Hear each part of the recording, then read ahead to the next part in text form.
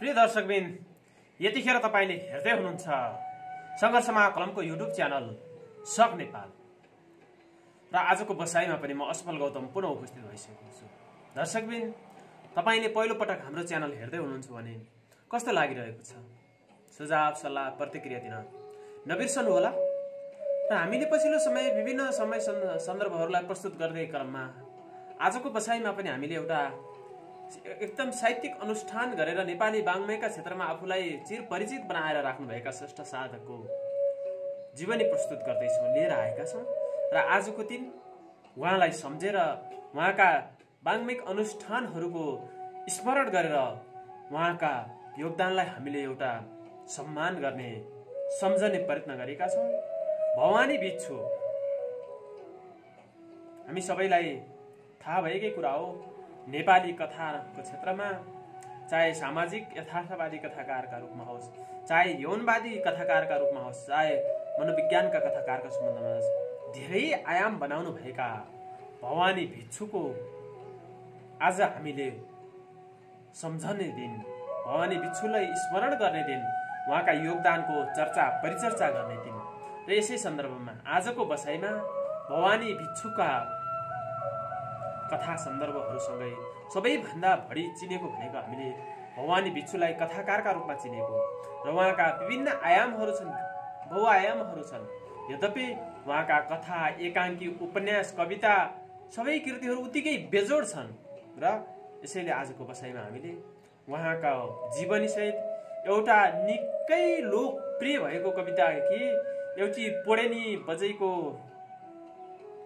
सामाजिक व्यथालाई अभिव्यक्त गरिएको भुतुचा जुन कविता पनि निकै लोकप्रिय कविताका रूपमा रहन्छ। यद्यपि भवानी भिक्षु कविता काव्यका क्षेत्रमा त्यति धेरै परिचित नभए तापनि यो भुतुचा कविता भनेको भूपी शेरचनका कविता जत्तिकै लोकप्रिय कविता मानिन्छ। र आजको बसाइमा त्यो भुतुचा कवितासँगै भवानी भिक्षुको जीवन वृत्तलाई हामीले प्रस्तुत गर्ने प्रयत्न गरेका छौँ। र हाम्रो अभिप्राय भनेको के त भने हामीले श्रेष्ठ साधकहरूलाई हरूको अनुष्ठान गर्दाखेरि एउटा सामग्री तयार गरिसकेपछि यो सामग्री जीवन्त सामग्री बनोस् र उहाँका बारेमा बुझ्नेका लागि पूर्ण एउटा दस्तावेजका रूपमा प्रस्तुत होस् भन्ने अभिप्रायले हामीले यसलाई निकै खोजमूलक अनुसन्धानात्मक तरिकाले उहाँका आयामहरूलाई प्रस्तुत गर्दै आएका छौँ। यहाँहरूले माया ममता देखाएर हाम्रा कार्यक्रमहरूलाई परिष्कृत परिमार्जित बनाउनका लागि धेरै हौसला प्रेरणा प्रदान गर्नुभएको छ र हाम्रा कार्यक्रमहरू हामीलाई निकै पुलकित बनाउनु भएको छ। र आजको बसाइबाट, आजको यो सामग्रीबाट पनि तपाईँहरूले भरपूर लाभ लिनुहुनेछ भन्ने हामीले अपेक्षा गरेका छौँ। र भवानी भिक्षुको वास्तविक नाम भनेको नोहरराम गुप्ता थियो। वास्तविक नाम उहाँको नोहरराम गुप्ता थियो। तर उहाँ नेपाली वाङ्मयका क्षेत्रमा भवानी भिक्षुका नामले परिचित हुनुभयो। र उहाँ सानामा सामान्य रोगी भएका कारणले घरकै कहाली लाग्दो आर्थिक अवस्थाका कारणमा बाल्यकालमा घरमै झोक्राएर बस्नुपर्ने अवस्था भएको थियो। किन त भन्दा उहाँका लालाई बिफर, त्यतिखेरको समयमा जुन बिफर बिमारले मान्छेहरूलाई धेरै आक्रान्त पार्ने गरेको थियो, त्यो उहाँलाई बिफरको बिमारले आक्रान्त बनाएको थियो। त्यसैले गर्दा उहाँ बालकैमा बिरामी हुनुभयो। र त्यसपछि उहाँकी आमा गाउँकै तौलियो आएको काली मन्दिरमा पुगेर आर्त पुकारा गर्न थाल्नु भएछ कि हे साक्षात देवी, मेरो छोरालाई केही नहोस्, चिरञ्जीवी होस् भनेर अनेकौं बिलौना गरेकी भिक्षुकी आमा घर फर्किनु भएछ। यसरी देवी स्थानमा, घरबाट देवी स्थान पुग्दा उहाँको छोरो उहाँले टुकु टुकु हिँडेर उनको स्वागतमा उभिएको देख्नु भएछ। यस्तो ऐतिहासिक तथ्य भवानी भिक्षुको जीवनसँग जोडिएको छ जुन हामीलाई सुन्दाखेरि पनि कल्पना जस्तो लाग्छ। यस्तो पनि हुन्छ र भनेर हामीले भन्छौँ हो। तर त्यो बिफर त्यतिखेरको समयमा बिफर लाग्नु भनेको भगवती माता रिसाउनु भनिन्थ्यो, शीतला माईको श्राप लागेको भनिन्थ्यो। यसैले गर्दा उहाँकी आमाले त्यो शीतला माईको प्रार्थना गरेर हे भगवती देवी, हे साक्षात देवी, मेरो छोरालाई केही नहोस्, चिरञ्जीवी बनाइदिनुहोस् भनेर अनेक बिलौना गरेपछि ती देवी माता प्रफुल्ल भएर उहाँलाई आशीर्वाद प्राप्त भयो र उहाँ घर जाँदाखेरि बिफरले थला परेर थलिएको छोरो टुकु टुकु हिँडेर आमालाई स्वागत गर्न घरको आँगनमा उभिरहेको देख्दाखेरि उहाँलाई हर्षका आँसुहरू छचल्किएर आए र अँगालोमा छोरो बेरेर भन्न थाल्नुभयो, मेरो बाबु तिमी त देवीका कृपाले निको भयो भन्नुभयो। र उहाँ त्यसपछि बिच्छुका मुखैभरि बिफरका दागले राखिएको थियो। यसरी बिफर रोगले आक्रान्त भई मरणासन्न अवस्थामा पुग्नु भएका भवानी बिच्छुलाई आमा यशोदा देवीले भवानीसँग भिक्षा मागेर बचाएकी हुनाले उहाँको नाम भवानी बिच्छु राख्नु भएको थियो, भवानी बिच्छु रहनु भएको थियो। यो ऐतिहासिक तथ्य हामीले भवानी बिच्छुका कथाहरू त पढ्यौं। भवानी बिच्छुलाई यौनवादी कथाकारका रूपमा पनि हामीले निकै रुचाइएका कथाकारका रूपमा लिन्छौँ। पाइप, उहाँको पाइप यौनवादी निकै बेजोड यौनवादी कथा हो। पाइप यौनका सन्दर्भमा लेखिएको कथा हो, जहाँ उहाँले विभिन्न उपमा दिएर पाइपलाई प्रस्तुत गर्नुभएको छ। यहाँहरूले अवश्य बुझिसक्नुभयो यौनवादी कथाकारले पाइप भनेर केलाई बिम्बित गरेर लेख्नुभयो भन्ने सन्दर्भमा हामीले भनिरहन आवश्यक छैन। यो भनेको फलानो हो, फलानालाई यसरी फलानो बनाउनु भयो, अब हेर्नुहोस् भनेर हामीले त्यो सस्तो व्यापार गर्नु पनि छैन। हामीले हाम्रा सामग्रीका माध्यमबाट लोकप्रियताका लागि पछिल्लो समय युट्युबका माध्यमबाट आफ्ना सामग्रीहरूलाई भाइरल बनाउने अभियानका नाममा विभिन्न उच्छृङ्खल सन्दर्भहरू प्रस्तुत भएका पनि हामीले देखेका छौँ। तर हामी शालीन तरिकाले, भद्र तरिकाले नेपाली वाङ्मयका क्षेत्रमा लागेका प्रतिभाहरूको प्रतिभालाई उज्यालो बनाउँदै, उजिल्याउँदै नयाँ सृजनशील स्रष्टाहरूका सिर्जनालाई परिष्कृत र परिमार्जित गर्दै र अग्रजहरूको सम्मान गर्दै हामी अगाडि बढ्ने क्रममा छौँ। यसैले भवानी बिच्छु हामीले उहाँको नामको सन्दर्भमा नोहरराम गुप्ता एउटा भवानीको आशीर्वादले भवानी बिच्छु हुनुभयो।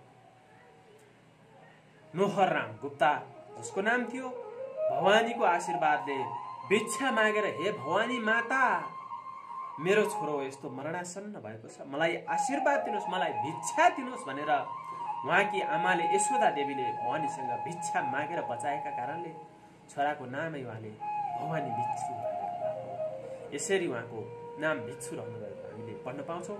माता यशोदा देवी कलवार गुप्ता र पिता इन्द्रप्रसाद गुप्ताका माइलो सन्तानका रूपमा तत्कालीन लुम्बिनी अञ्चल कपिलवस्तु जिल्लाको तौलिहवामा जन्मिनु भएका भवानी बिच्छु बाल्यकालदेखि नै तीक्ष्ण बुद्धिका प्रतिभा हुनुहुन्थ्यो। उहाँको बौद्धिकताको सदुपयोग गर्दै उहाँको घरमा त्यो बौद्धिकताको सदुपयोग नभए तापनि उहाँलाई उहाँकी आमाले मावली च्यापेर जानुभयो र मावली घर कपिलवस्तु पारीपट्टि भएको हुनाले आफ्नो गाउँको भाषा पाठशालामा 4 कक्षा पढेपछि भवानी बिच्छु मामा घर पुग्नु भएको थियो र मामा घरमा केही वर्ष बस्न नपाउँदै उहाँका बाबुले उहाँलाई फेरि घरमै फर्काएर ल्याउनु भयो र भवानी बिच्छुको एकोरी जिद्दीका कारण उहाँ पुनः मामा घरमै बसेर आफ्नो अध्ययनलाई बढाउनु भयो र 12 वर्षकै उमेरमा उहाँले हिन्दी माध्यमबाट कुलभूषण परीक्षा दिएर त्यस परीक्षामा दोस्रो स्थान प्राप्त गर्नुभएको थियो। र भवानी बिच्छु कस्ता बेजोड प्रतिभा हुनुहुन्छ, तीक्ष्ण बुद्धिका प्रतिभा हुनुहुन्थ्यो भन्ने विषयमा योभन्दा हामीले धेरै भन्नु आवश्यकै छैन।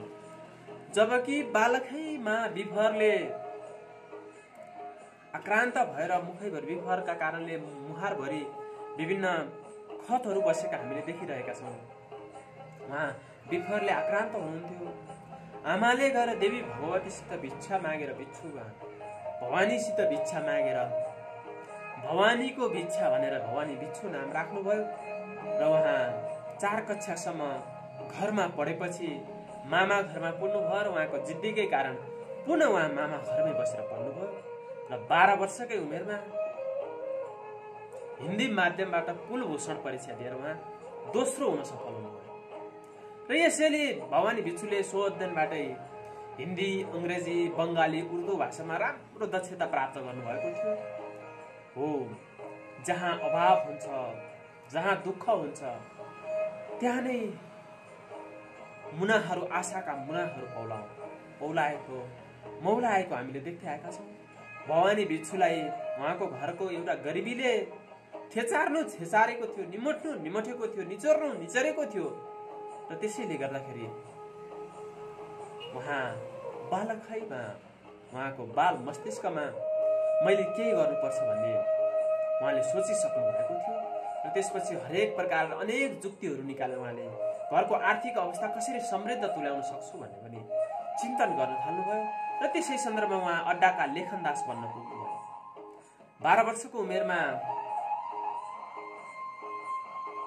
देखि नै आफूलाई एउटा व्यावहारिक प्रतिभाका रूपमा चिनाउन थाल्नुभएका भवानी भिक्षुले एउटा अड्डाका लेखनदासको भनेर जागिरे जीवन सुरु गर्नुभयो। विक्रममणि त्रिपाठीले उहाँका गुरु हुनुहुन्थ्यो। विक्रममणि त्रिपाठीका अनुसार उहाँका गुरु अम्बिका प्रसाद श्रेष्ठ हुनुहुन्थ्यो भने हामीले इतिहासमा पढ्न पाउँछौँ। र घटराज भट्टराईले उहाँले अड्डा अदालतमा लेखा पढी गर्दा गर्दै नेपाली अक्षर लेख्ने मन बस्न थालेका कुराहरू पनि उहाँले लेख्नुभएका हामीले विभिन्न सन्दर्भ सामग्रीहरूमा पढ्न थाल्छौँ। र श्रेष्ठले उनलाई बस्नका लागि आफ्नै घरको कोठा दिएर, हेर्नुहोस् त, एउटा सामान्य परिवारमा जन्मेको व्यक्ति अम्बिका प्रसाद श्रेष्ठलाई एउटा गुरुका रूपमा मान्न पुगेपछि उहाँलाई तिनै गुरुले आफ्नै घरमा बस्न आश्रय दिएर उहाँलाई लेख्नका लागि, बिहान बेलुका दिउँसो लेख्नका लागि उहाँका अक्षर राम्रा भएका कारणले गर्दाखेरि उहाँलाई लेख्ने काम दिनुभयो। यसरी उहाँ एउटा लेखनदासका रूपमा पनि काम गर्न पुग्नुभएको थियो। र त्यसै ताका मथुरा प्रसाद गुप्तद्वारा तौलियामा श्रीराम पुस्तकालयको स्थापना पनि भयो। भिक्षु गुरुका घरमा बसेर लेखनदासको काम गरिरहनु भएको, लेखिरहनु भएको थियो। नेपाली अक्षरहरू निकै राम्रा लेख्नु भएको थियो। र उहाँका गुरुले उहाँलाई आफ्नै घरमा बिहान बेलुका दिउँसो लेख्ने काम दिनुभयो, कोठा दिनुभयो। र मथुरा प्रसाद गुप्तद्वारा तौलियामा श्रीराम पुस्तकालयको स्थापना भएपछि भिक्षुले त्यो पुस्तकालयमा गएर पढ्ने, अध्यापन गर्ने, आफूले पढेका कुराहरू बाँड्ने अवसर प्राप्त गर्नुभयो। र यसपछि यसरी उहाँले नेपाली साहित्यका क्षेत्रमा आफूलाई एउटा अध्येताका रूपमा अगाडि बढाउँदै जानुभयो। र तौलिया हावामा लेखनदासको राम्रो नाउँ चलिसकेको थियो। भवानी भिक्षु तौलिया हावा क्षेत्रमा एउटा कुशल लेखनदासका रूपमा परिचित हुनुभएको थियो।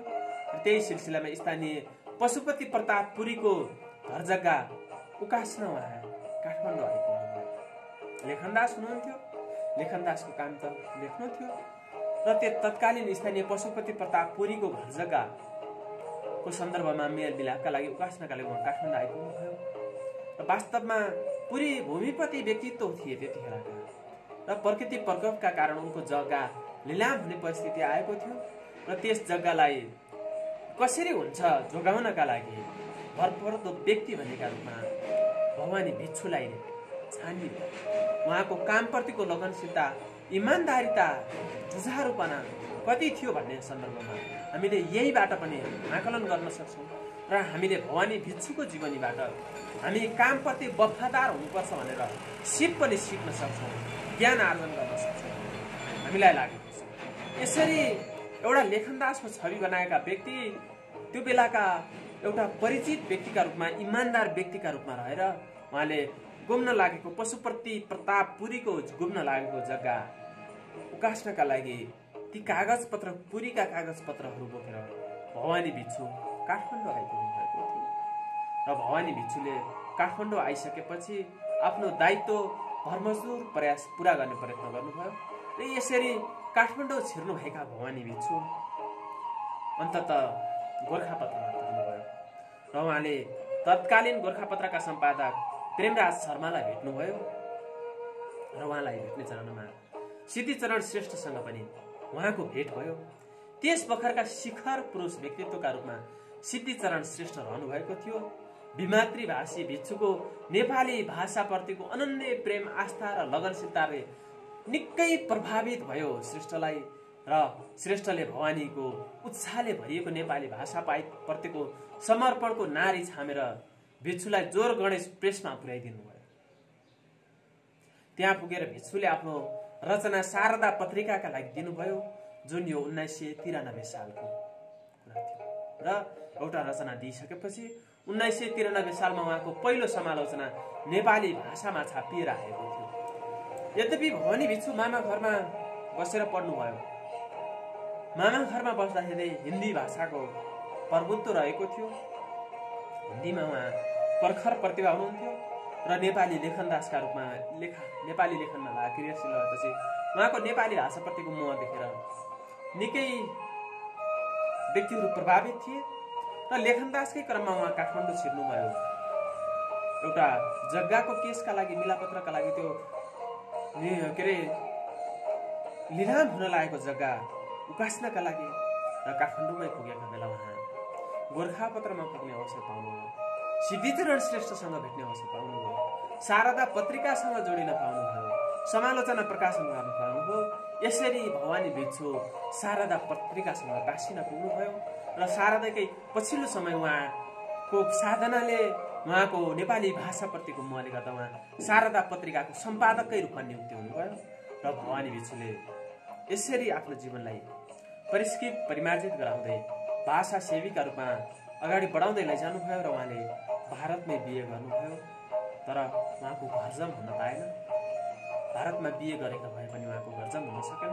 त्यसपछि पहिलो घरजम हुन नसकेपछि उहाँले दोस्रो बिए त गर्नुभयो, तर पनि पत्नी वियोगमा परेपछि भवानी भिक्षुको दाम्पत्य जीवन त्यति सुखमय हुन सकेन।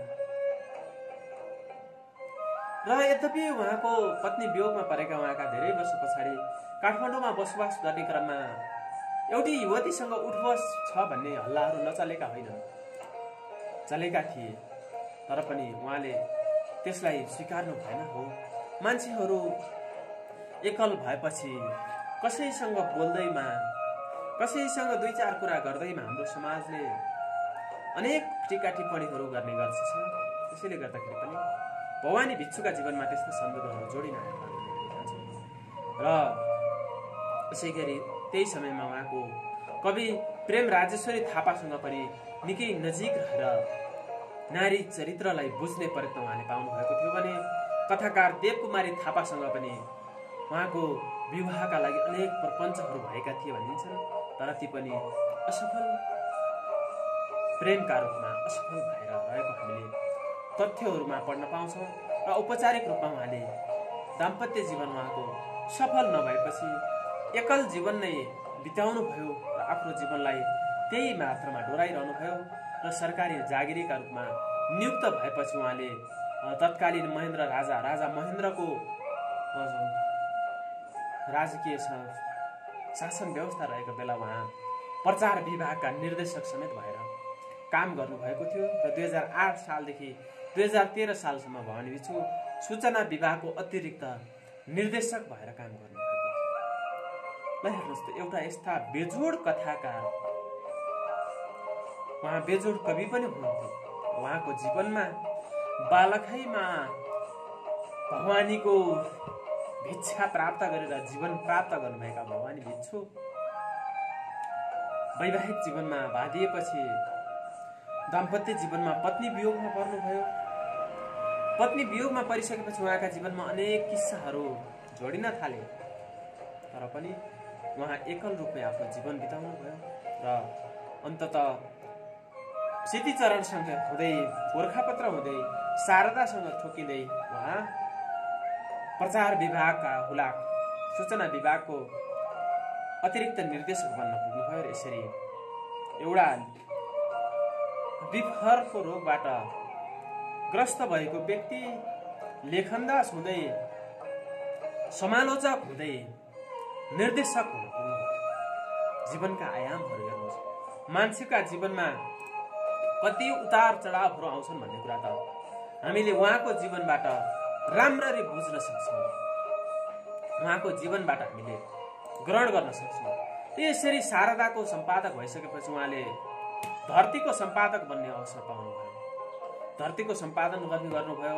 उहाँले कथा, उपन्यास, कविताका साथै उहाँले 9वटा कृति प्रकाशन गर्नुभयो र उहाँले आगत उपन्यासका लागि साझा पुरस्कार र र मदन पुरस्कार पनि प्राप्त गर्नुभयो। तत्कालीन समयमा साझा पुरस्कार, मदन पुरस्कार भनेका निकै लोकप्रिय पुरस्कारहरू थिए र उहाँ त्रिभुवन प्रज्ञा पुरस्कारबाट पनि सम्मानित हुनुभयो र उहाँ स्थापना कालदेखि नेपाल प्रज्ञा प्रतिष्ठानको सदस्य भएर पनि काम गर्ने अवसर पाउनुभयो।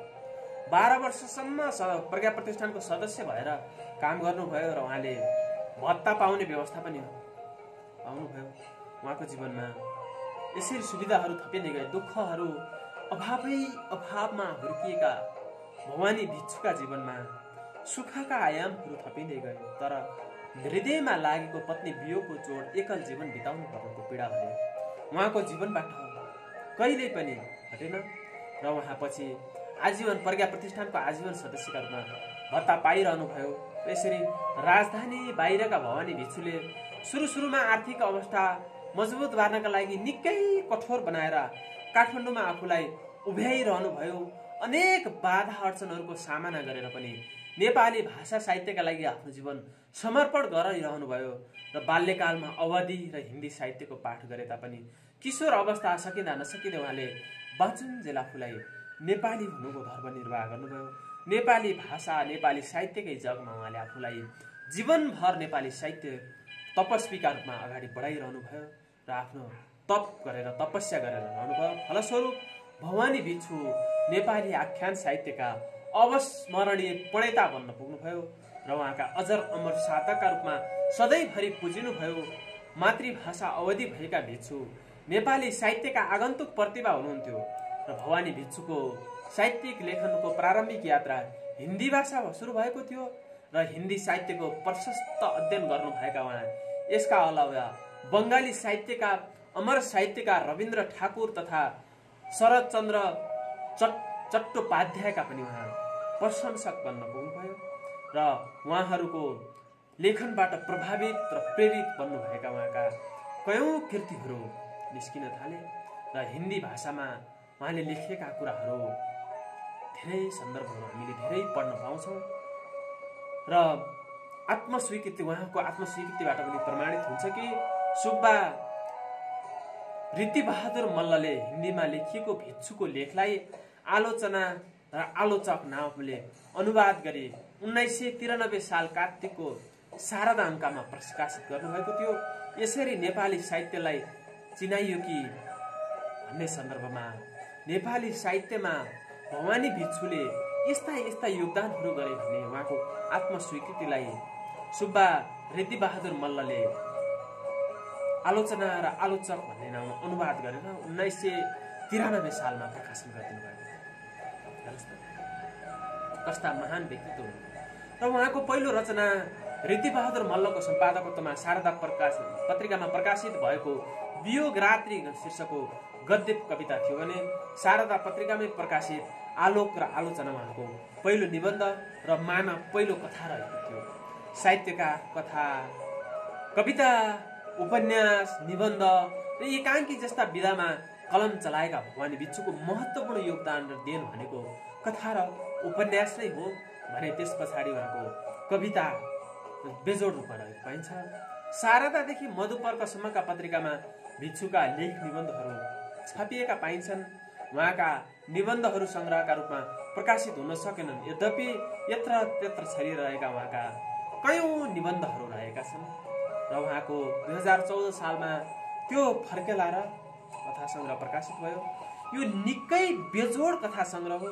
नेपाली कथाका क्षेत्रमा भवानी भिक्षुलाई कथाकार भनेर चिनाउने पहिलो कथा भनेकै त्यो फेरि फर्केला कथा सङ्ग्रह थियो।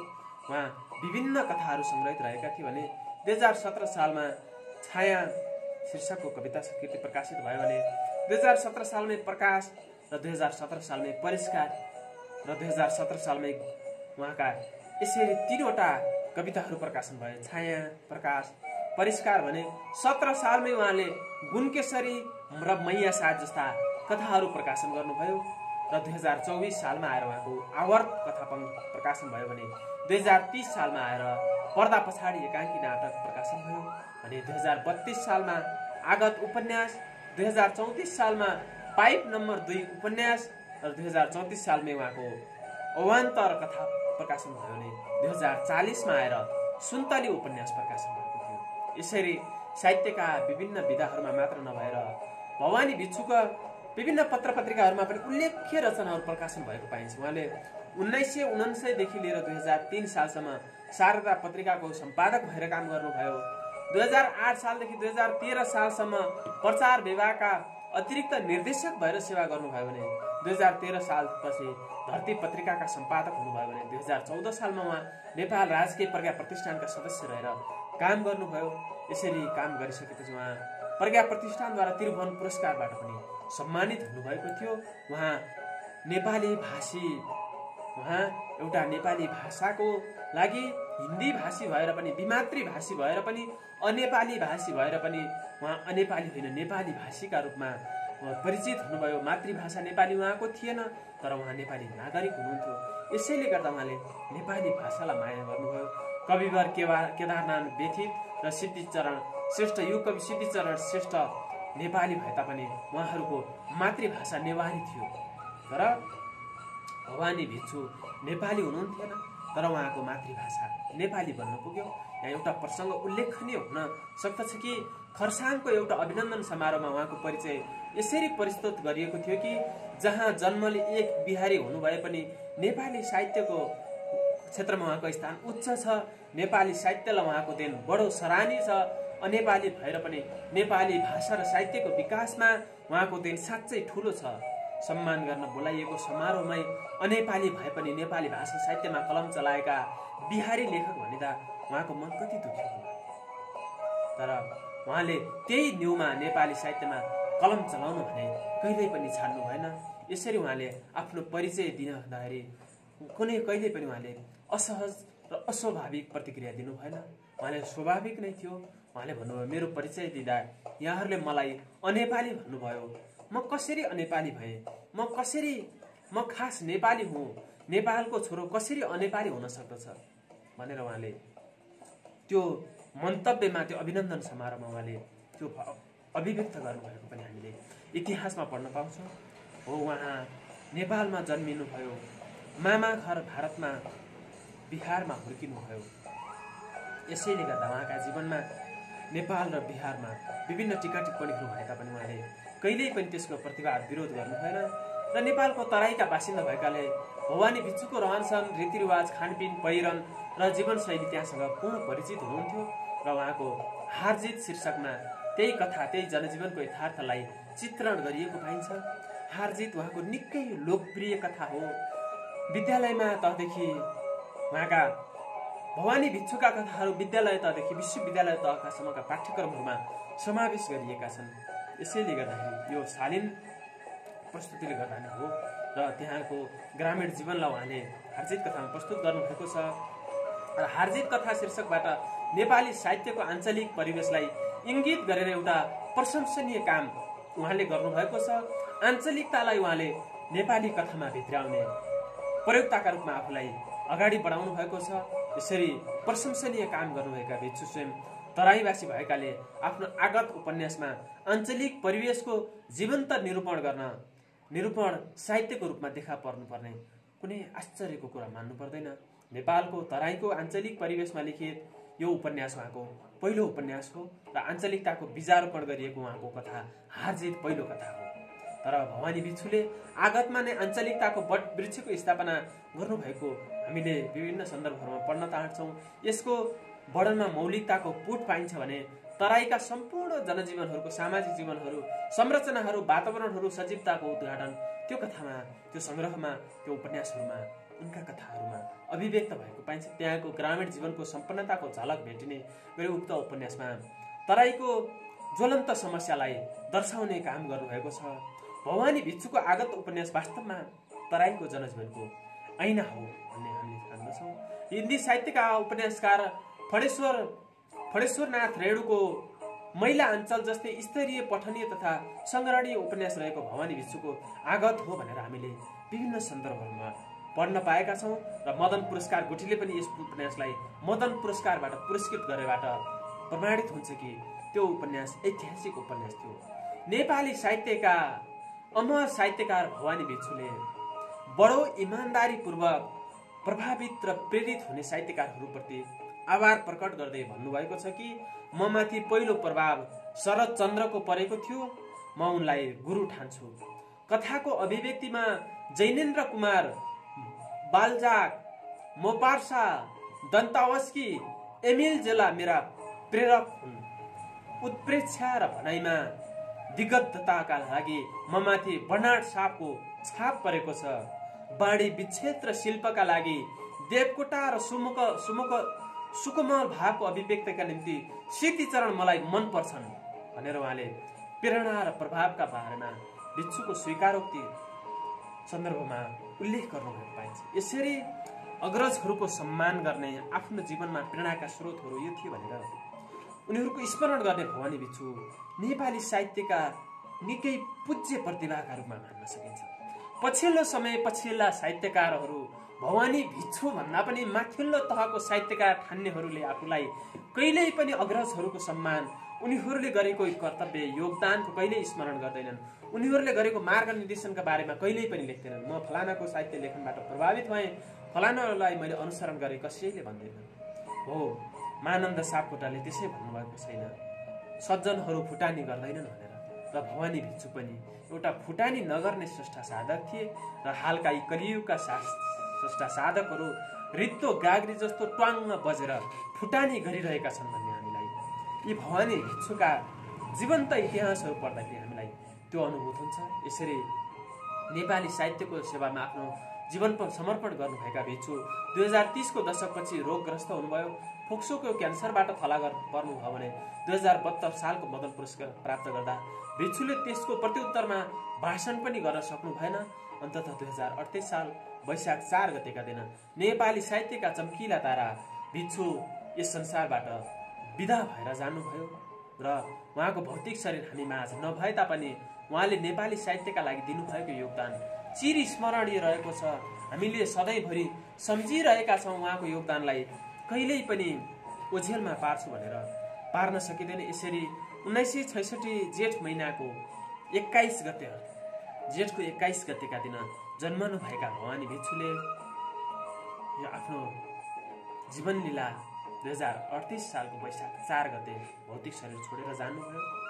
र भवानी भिक्षुका कथाहरूका सन्दर्भमा उहाँ यौन मनोभावका विषयमा, यौनका विषयमा निकै उत्कृष्ट कथा लेख्ने कथाकार हुनुहुन्थ्यो। पाइप, हामीले अघि नै पनि उद्घोष गर्यौँ, पाइप यौन मनोविज्ञानसँग सम्बन्धित भएर लेखिएको कथा हो र शारदा पत्रिकामा प्रकाशित मानव 1995 सालको कथादेखि आधुनिक नेपाली कथामा देखा पर्नुभएका भवानी भिक्षु 2038 सालसम्म कथा साधनामा लाग्नुभयो र उहाँले आफ्नो कथा यात्रामा करिब 33 वर्षको अवधिमा उहाँले झन्डै 4 दर्जन जति कथाहरू लेख्नु भएको पाइन्छ भने 1995 देखि 2006 सालसम्म पूर्वका कथाहरूमा गुणकेशरी संग्रहहरूमा संग्रहित भएका छन् भने 2007 सालदेखि 2016 सालसम्मका कथाहरू मैया साहेबमा संग्रहित छन् र 2017 सालदेखि 2023 सालसम्मका कथाहरू आवर्तमा र 2024 सालदेखि 33 सालसम्मका कथाहरू अवान्तरमा संग्रहित भएर प्रकाशित भएका छन् र उहाँका कथाहरू पढ्दा उहाँ एक मनोवैज्ञानिक यथार्थवादी कथाधाराका अग्रणी प्रतिभा हुनुहुन्छ र उहाँका कथाहरूमा विभिन्न प्रवृत्तिहरू पाउन सकिन्छ। राजनीतिक परिवर्तनका अवस्थाहरू, त्यसको परिदृश्य प्रमाण पारेको समाजको चित्रण, नेपाली समाजको आर्थिक, सामाजिक, शैक्षिक, सांस्कृतिक परिवर्तनको चित्रण पनि उहाँका कथामा पाइन्छ भने राणाकालको अन्त्य भई प्रजातन्त्रको उदय हुँदाखेरिका सन्दर्भ र 2017 सालको परिवर्तनले नेपाली समाजमा राजनीतिक परिवर्तनको जीवनमा पाएका प्रभावजन्य छिटाहरू पनि बाछिटाहरू पनि उहाँका कथामा पाइन्छ। यसरी भिक्षुका कथा विशेष गरी चेतन र अचेतन मनका अनेक मनोग्रन्थीहरूको विश्लेषण गरिएको पाइन्छ।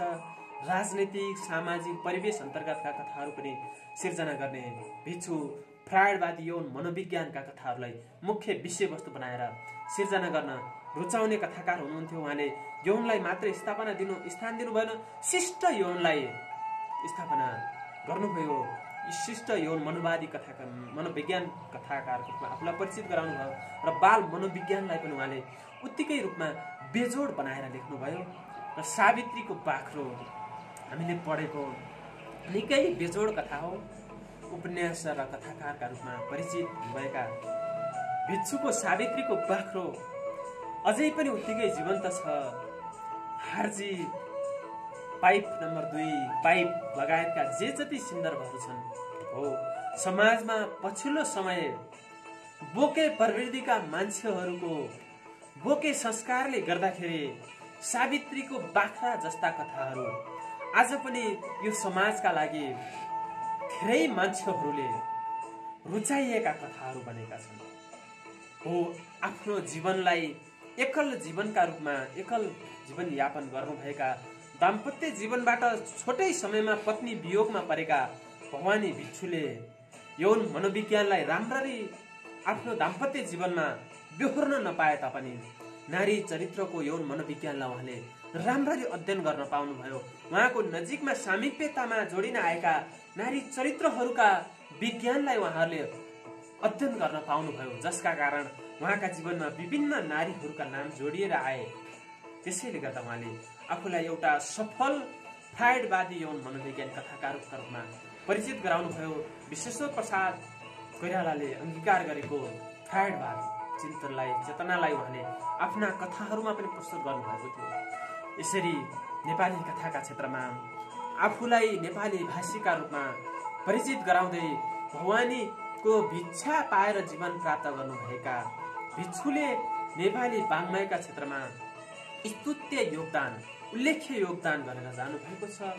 नोहरराम गुप्ताका नाममा जन्मेका यी सन्तान भवानीको भिक्षाबाट भिक्षा प्राप्त गरेर भवानी भिक्षु भएका भिक्षुको जीवन यात्राबाट हामीले 1% भए तापनि उहाँको जीवन यात्रालाई अध्ययन गरेर 1% मात्रै हामीलाई इमानदार बन्नका लागि उहाँको जीवनीबाट प्रेरणा प्राप्त भयो भनेदेखि हामी आफूलाई धन्य सम्झिनेछौँ। र यसै गरी उहाँका कविता पनि उत्तिकै बिजोड थिए। उहाँको भुतुचा कविता जुन एउटा एउटी पुडेनी महिलाको सामाजिक जीवन कथालाई अभिव्यक्त गरिएको कथा हो र जुन 2006 सालको कार्तिक महिनामा शारदा पत्रिकामा प्रकाशित भएको थियो र आजको बसाइमा यो उहाँको भुतुचा शीर्षकको कवितासँगै यो आजको सन्दर्भ सामग्रीलाई हामीले यहाँ अन्त्य गर्नेछौँ। प्रिय दर्शकवृन्द, तपाईँले हेर्दै हुनुहुन्छ सङ्घर्षमा कलमको आधिकारिक युट्युब च्यानल सक नेपाल र आजको बसाइमा नेपाली वाङ्मयको क्षेत्रमा एक जुग लेखेर जुगौं जुग आफ्नो स्थान सुरक्षित राख्न सफल हुनुभएका भवानी माताको भिक्षा पाएर जीवनलाई धन्य बनाउनु भएका भवानी भिक्षुको जीवन कथा, जीवन चरित्र, वाङ्मयिक अनुष्ठान, उहाँको कथाकारिता, कविता, उपन्यास लेखनको यी विभिन्न आयामहरू उहाँको प्रवृत्तिलाई, व्यक्तित्वलाई समग्र सन्दर्भलाई हामीले यहाँ प्रस्तुत गर्यौं र उहाँको योगदानका लागि विभिन्न सम्मान पुरस्कारहरू प्राप्त भयो भने 2053 सालमा उहाँले एउटा उपन्यासकार कथाकारका रूपमा हुलाक टिकट प्रकाशन गरिएको थियो र त्यो फेरि फर्केला भन्ने कथा पनि निकै लोकप्रिय कथा हो। चाहे सावित्रीको बाख्रो होस्, चाहे हार्जित होस्, चाहे त्यो फेरि फर्केला, यी कथाहरू जति पढे पनि हाम्रा समाजमा आजैको यथार्थलाई लेखिएका कथाहरू जस्ता लाग्छन्। र अब म कति पनि ढिलो नगरिकन उहाँको एउटी पोडेनी महिलाको सामाजिक व्यथालाई अभिव्यक्त गरिएको एउटा कविता भुतुचा शीर्षकको कविता म प्रस्तुत गर्दछु। जन्म जीवन सम्झनाको मार्गले जीवनी उत्रिरहेछ। जन्म जीवन सम्झनाको मार्गले जीवनी उत्रिरहेछ। आज यस मेरो व्यथामा सेती भुतुचा कलिली राम्री रक्त रातो आङमा उम्लिरहन्छ। सेती भुतुचा कलिली राम्री रक्त रातो आङमा उम्लिरहन्छ। त्यहाँ छ रमणीत्व बन्दी मौनतामा, तैपनि झल्किरहन्छ। वेगमय पुरुषत्व तैपनि झल्किरहन्छ। वेगमय पुरुषत्व पौरुषयुक्त नर्ताको गरम उच्छ्वासमा मूर्छित भुतुचा के बफाएकी नहोली उम्लिएको श्वासमा। भुतुचा के बफाएकी नहोली उम्लिएको श्वासमा रात्रिको न्यानो अंगालो ओर चिसो मौसम बच्छ्यानमा रात्रिको न्यानो अंगालो बर चिसो मौसम ओछ्यानमा हेर ऊ सुकुचाकी पत्नी त्यही हो तलको रक्षानमा। हेर ऊ सुकुचाकी पत्नी त्यही हो तलको रक्षानमा। त्यहाँ उद्वेलन छ केही पक्रनलाई भनाइको यस कथामा। जन्म जीवन सम्झनाकी मार्गले जीवनी उत्रिरहेछ आज यस मेरो व्यथामा। भुतुचा रमणी बासना तर आज उसको भाग होइन। भुतुचा रमणी बासना तर आज उसको भाग होइन। भुतुचा राम्री कल्पना तर आज उसको तार होइन। भुतुचा राम्री कल्पना तर आज उसको तार होइन। दुईटा पंजर हाड छन् कमनीयताको कर कमलमा। दुईटा पंजर हाड छन् कमनीयताको कर कमलमा। घिडित सारा सोर्नु नै हो मात्र भुतुचा। घिडित सारा सोर्नु नै मात्र हो भुतुचा। भूमि तलमा मानवी भुतुचा मनुष्यता तर त्यहाँ के आज उसको साथमा छ। भुतुचा भूमि तलमा मानवी भुतुचा मनुष्यता तर त्यहाँ के आज उसको साथमा छ। कामिनी भुतुचा तर कामिनीयता के आज उसको गाथामा छ। कामिनी भुतुचा तर कामिनीयता के आज उसको गाथमा छ। मातर अवगुण मात्र मिथ्या हुन् सबै सुन्दर त्यहाँका अर्थ उज्जवलित रहन्छन्। मृत सबै राम्रा यहाँका मृत सबै राम्रा यहाँका। सुन्दरी होस् भुतुचा सुन्दरी होस् भुतुचा छी छी को त्यो व्यञ्जना हो। सुन्दरी होस् भुतुचा छी छी को त्यो व्यञ्जना हो। राम्री होस् भुतुचा नारीको त्यो वञ्चना हो। राम्री होस् भुतुचा नारीको त्यो वञ्चना हो। भुतुचा त्यो नारीत्वलाई पार्ने लज्जित कला हो। भुतुचा त्यो नारीत्वलाई पार्ने लज्जित कला हो। भुतुचा किन देखिन्छ कोमल भुतुचा किन देखिन्छ कोमल। होइन यो हो छल प्रकृतिको होइन यो हो छल प्रकृतिको। हुन्छ राम्री कसरी भुतुचा होइन यो छल हो प्रकृतिको। हुन्छ कसरी राम्री भुतुचा यो उपद्रव हो प्रकृतिको यो उपद्रव हो प्रकृतिको। हेर भुतुचा गन्हाउँदी छ हेर भुतुचा गन्हाउँदी छ कतै नारी पनि गनाउँछन्। हेर भुतुचा गनाउँदी छ कतै नारी पनि गनाउँछन्। मूल मात्र नै त्यो नुहाउँछे के यसरी नारी नुहाउँछन्। मूल मात्र नै त्यो नुहाउँछे के यसरी नारी नुहाउँछन्। घिडाले आकार धारण गरेकी के होइन भुतुचा। मूल मात्र नै त्यो नुहाउँछे के यसरी नारी नुहाउँछन्। घिडाले आकार धारण गरेकी के होइन भुतुचा। छी रछाने जन्म छी रछाने जन्म उद्दित त्यो रछानको होइन भुतुचा। छी रछाने जन्म उद्दिज त्यो रछानको होइन भुतुचा। प्राण होला वीर युगहरूले सबै खाइसकेछन्। वीर युगहरूले सबै खाइसकेछन्। कामनाका क्रम सबै मनुष्यत्वले मारिसकेछन्।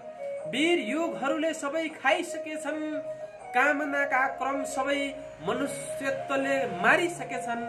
अश्रु झार्दैनन् यहाँका चक्षु ता हेरिरहन्छन्।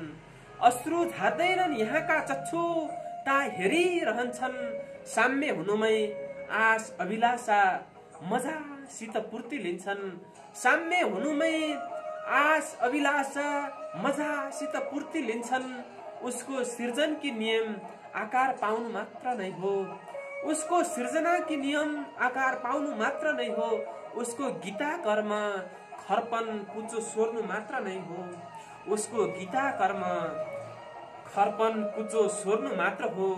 ढुकढुकी दुर्गन्ध उसको प्राणवायु सास होइन। ढुकढुकी दुर्गन्ध उसको प्राणवायु सास होइन। नाक च्याप्न लगाउँछे साराको त्यत्तिकै उसको चेतन दिनहौ लगाउँछे जुठो भुतुचा। ढुकढुकी दुर्गन्ध उसको प्राणवायु सास होइन। नाक च्याप्न लगाउँछे साराको त्यत्तिकै उसको चेतन दिनहौ ल्याउँछे जुठो भुतुचा। स्वाद रस छन् पेट अथवा भोग।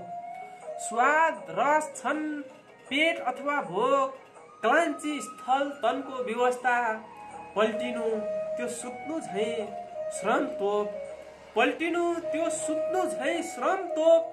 चच्छु मुटुको लोभ सुकुचा लाग्ने भुतुचा प्राप्तिको नर मात्र। पल्टिनु त्यो सुत्नुको झै श्रम तोप। चच्छु मुटुको लोभ सुकुचा लोग्ने भुतुचा प्राप्तिको नर मात्र। वासना उच्छ्वास तीव्रोद्वेग कुन्नी।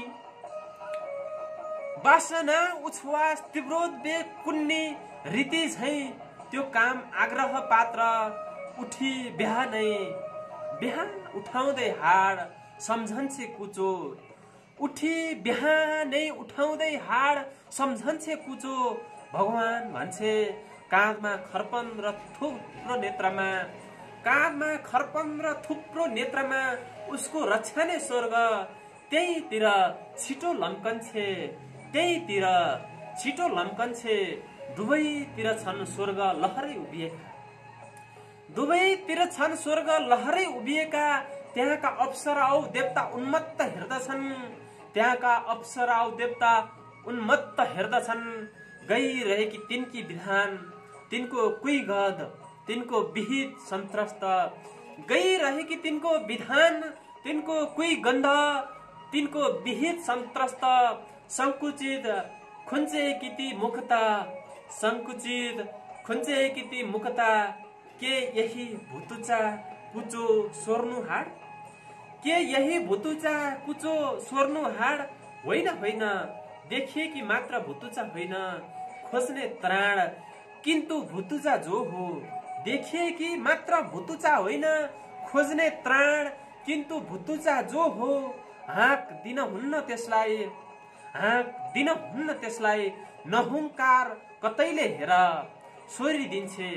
नहुङ्कार कतैले हेर सोरिदिन्छे। नत्र देउता त्यही तिम्रो हाडले कंगालको त्यो ढेर। नत्र देउता त्यही तिम्रो हाडले कंकालको त्यो ढेड। तिम्रो स्वर्ग तिम्रो विहित उज्जवल सबै भुतुचा अडानको राप घिडा बल्ले नै उठेर नाश गर्छे। भुतुचा आडनाको राप घिडा बल्ले नै उठेर नाश पार्छे। स्वर्ग सुख सन्ताप स्वर्ग सुख सन्ताप हो। यो 2006 सालको कार्तिकमा शारदा पत्रिकामा छापिएको यो भुतुचा शीर्षकको कविता त्यतिखेरको मात्र बेजोड कविता थिएन, जो एउटी पौडेनीको सामाजिक व्यथा थियो। यौन मनोविज्ञानलाई अलङ्कारिक बिम्ब र प्रतीकका माध्यमबाट अभिव्यक्त भएको यो पौडेनी बजैको यो भुतुचा शीर्षकको कविता आजको समयमा पनि उत्तिकै बेजोड छ। यो समाजमा पौडेनी बजै जस्ता भुतुचाहरू बक्रेल्ती छन्, तर आजहरू त्यो हिजोको समाजमा जस्तो ती पौडेनी बजैको जस्तो घिडाको भावले यो भुतुचाहरूको कथा कहानीलाई हेरिँदैन। यसलाई त अहिले पछिल्लो समय व्यवसाय बनाइएको छ।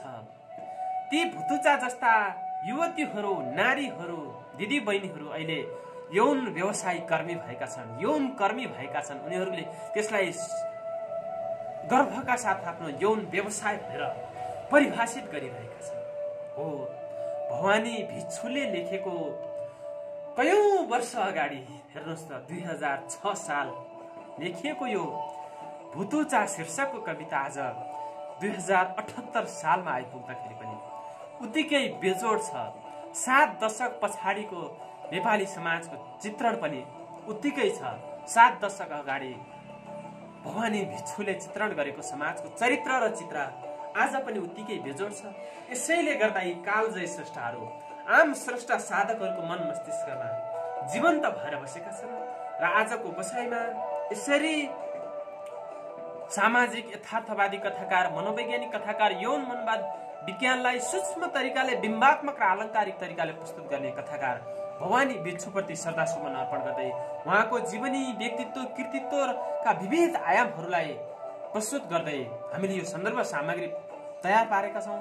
यसबाट यहाँहरूले अवश्य पनि लाभ लिनुहुनेछ भन्ने हामीले ठानेका छौँ।